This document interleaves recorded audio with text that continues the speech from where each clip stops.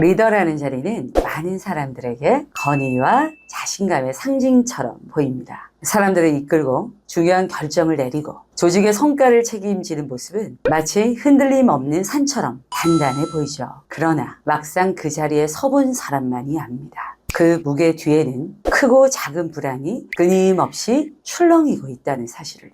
회의 전날 밤 잠이 오지 않을 때도 있고, 발표를 앞두고 너무 긴장을 많이 해서 말을 더듬으면 어떡하지? 하고 심장이 두근거릴 때도 있습니다. 팀원들이 나를 신뢰하지 않는 건 아닐까? 이번 프로젝트가 실패하면 내가 책임져야 하는 건 아닐까? 상사나 외부 파트너에게 내가 무능하게 보이면 어떡하지? 이러한 생각들이 끊임없이 머릿속을 맴돕니다. 이렇듯 불안은 리더십의 그림자처럼 따라다니는 감정입니다. 하지만 불안을 무조건 나쁘게 볼 필요는 없습니다. 어떤 리더는 불안을 발판 삼아 더 치밀하게 준비하고 사람들과 더 깊이 소통하며 성장합니다. 반대로 불안에 끌려다니는 리더는 쉽게 소진되고 사람들과의 거리를 벌리며 결국 리더십 자체를 잃어버리기도 합니다. 이번 영상에서는 불안을 없애는 것이 아니라 다루는 힘을 기르는 법에 대해 이야기해보려 합니다. 불안의 정체를 파악하고 본질적인 원인을 찾아 해결하며 나아가 학습과 습관으로 흔들림 없는 내면을 설계하는 방법에 대해 이야기해 보겠습니다.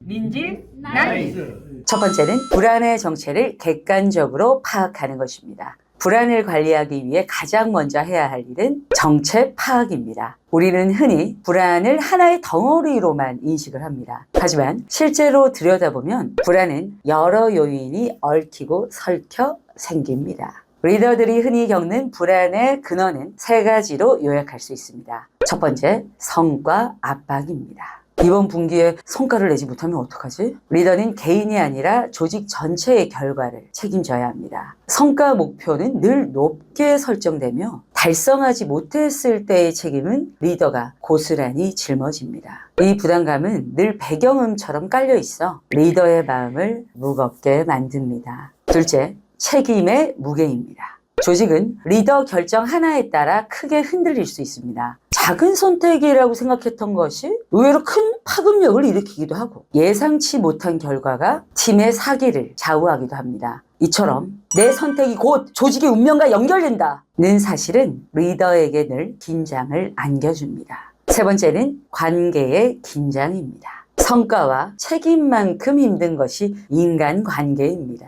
팀원과의 신뢰, 상사와의 이해, 외부 이해관계자와의 협상 등 리더는 다양한 관계 속에 놓입니다. 관계에서 오는 갈등은 곧 불안으로 이어집니다. 저 팀원이 나를 존중하고 있을까? 내 상사가 내 결정을 믿어줄까? 하는 생각들이 끊임없이 스쳐 지나갑니다. 이때 중요한 것은 불안에도 건강한 불안과 해로운 불안이 있다는 사실입니다. 건강한 불안은 리더를 긴장 상태로 유지시켜 더 철저히 준비하게 하고 성찰하게 만듭니다. 그러나 해로운 불안은 판단을 흐리고 사람들과의 거리를 만들며 결국 리더 자신을 고립시키고 소진시킵니다.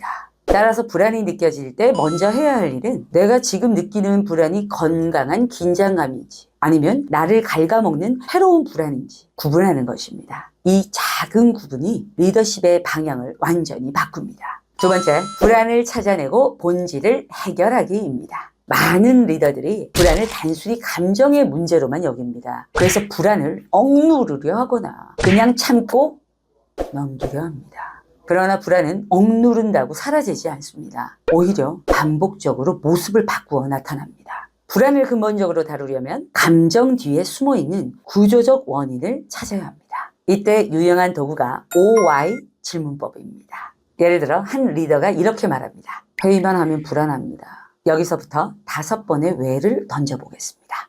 왜? 내 아이디어를 반대할까봐. 왜 반대가 걱정되지? 사람들이 반대한다는 건 내 준비 부족인 것 같아서. 왜 준비가 부족하다고 느끼나? 회의 전 검토 시간이 부족했기 때문에. 왜 검토 시간이 부족하지? 보고서 마감이 항상 회의 직전에 끝나기 때문에. 왜 마감이 회의 직전이지? 팀 내 일정이 조율이 안 되고 업무 우선순위가 명확하지 않아서. 결국 진짜 원인은 일정 관리 체계의 부재였습니다. 그렇다면 해결책은 감정을 다스리는 차원이 아니라 구조적 변화를 만드는 것입니다. 예를 들면 회의 전날 자료 마감을 규칙으로 정하거나 우선순위를 조정하는 회의를 규칙적으로 진행하는 방법이 있습니다. 이 과정에서 주의할 점이 있습니다. 먼저 왜를 물을 때 결코 비난하는 어조를 써서는 안 됩니다. 목적은 원인을 찾아내는 것이지 누군가를 또는 나를 몰아세우는 것이 아닙니다. 또한 각 답변은 감정적 판단이 아니라 사실 행동 중심으로 이끌어내야 합니다. 기분이 나빠서가 아니라 자료 검토 시간이 부족해서처럼 구체적인 사실로 말해야 합니다. 불안은 감추는 것이 아니라 찾아내어 다루는 것입니다. 감정의 껍질을 벗기고 문제의 뿌리에 닿을 때 비로소 불안은 힘을 잃습니다. 그리고 리더는 더 이상 불안에 휘둘리는 존재가 아니라 불안을 구조화하는 사람이 됩니다. 세 번째는 배움과 습관으로 불안을 다루기입니다. 불안이 커지는 가장 큰 이유는 모르는 것에 있습니다. 발표 불안도 마찬가지죠. 스피치에 대해서 모르기 때문입니다. 미래가 어떻게 될지 모르기 때문에 불안하고 내가 충분히 준비했는지 확신이 없기 때문에 불안합니다. 그렇다면 반대로 가장 확실한 해답은 배움입니다. 학습은 불안을 세 가지 측면에서 줄여줍니다. 첫째, 예측 가능성을 높입니다. 공부하고 준비한 만큼 불확실한 상황에서도 대처할 길이 보입니다. 둘째, 자신감을 키워줍니다. 나는 이 분야에서 기본을 알고 있다는 확신은 곧 불안을 잠재우는 힘이 됩니다. 셋째, 대안을 마련해 줍니다. 지식과 경험이 쌓일수록 상황이 꼬였을 때도 선택지가 생깁니다. 자, 이렇게 배움이 불안을 어떻게 줄여주는지 알아봤습니다. 그렇다면 리더에겐 어떤 학습이 필요할까요? 리더에게 필요한 학습은 크게 세 가지 방향으로 말씀드릴 수 있습니다. 첫째, 분야를 확장하는 학습하기입니다. 새로운 분야를 배우면 시야가 넓어지고 예측 불가능한 변수에 대응할 수 있습니다. 예를 들어 건축 전문가가 경제학이나 데이터 분석을 배우면 프로젝트를 더 넓게 볼 수 있습니다.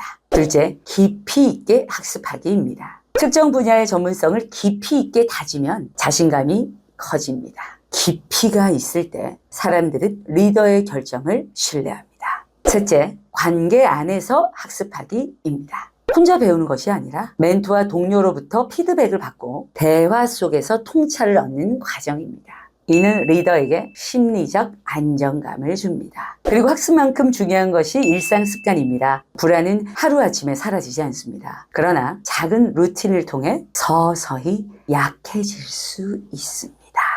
아침에 짧게라도 단 5분이라도 명상이나 호흡으로 마음을 정돈해 보는 것. 단 한 줄이라도 자기 전에 휴대폰 대신 하루를 돌아보는 피드백 노트를 작성해 보는 건 어떨까요? 또한 무조건 숨기려 하기보다는 팀원과 불안을 공유하고 회피보다는 해결 중심의 대화를 해보는 것. 그리고 신뢰할 수 있는 인적 네트워크를 만들어서 심리적으로 내 편이 많으니 괜찮아 하는 안정감을 만들어 보는 건 어떨까요? 이런 습관들이 쌓일 때 불안은 더 이상 마이너스가 되기 어렵습니다. 오히려 불안은 성장의 에너지로 전환됩니다.